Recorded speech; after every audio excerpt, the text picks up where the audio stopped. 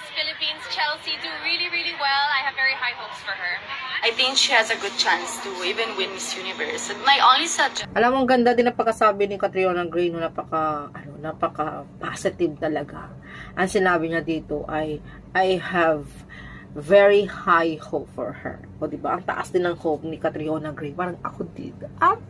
Pakinggan natin yung sinabi niya about sa kay Chelsea Manalo.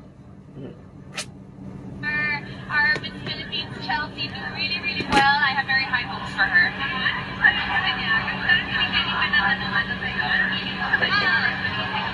I think she has incredible stage performance. I would love to see her personality come out more, but I'm sure she's being tactical about it, and I think she's just having fun. She has a very youthful presence about her, so I'm excited to see how that transforms on stage.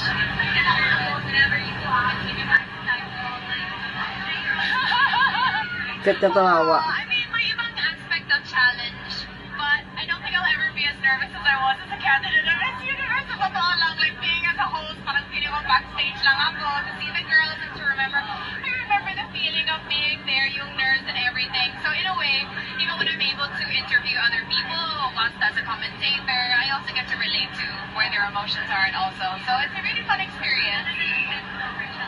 Oh, really just to give it her all. I mean, at this point in the competition, you're prepared as much as you can possibly prepare, and also you're there, be present, and just perform. I feel like she's been so well supported by the Filipino people, as all of our Miss Philippines are.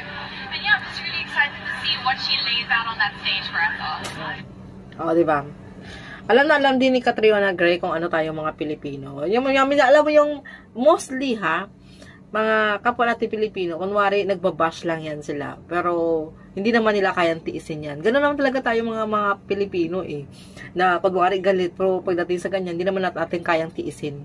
Lalong-lalo na bansa naman natin ang nire-represent ni Miss Chelsea Manalo. Diba? Napaka-positive ng comment ni Catriona Gray. Meron pa isa, si Celeste Cortesi. Ayan, pakinggan na. Unfortunately, I haven't met Chelsea in person yet, but I think she's doing great.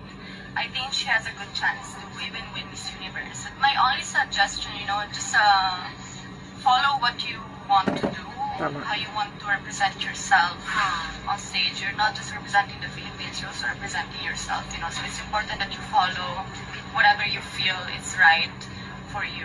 And I hope she enjoys. Honestly, she shouldn't feel the pressure of posting all the time or, pleasing the public 100% because you cannot ever do that all the time. So, as long as she is focused on her goal, it really doesn't matter what the public perceives of her. It's more important what you do in your own time, what you do to improve yourself, to grow, and to really snatch the crown.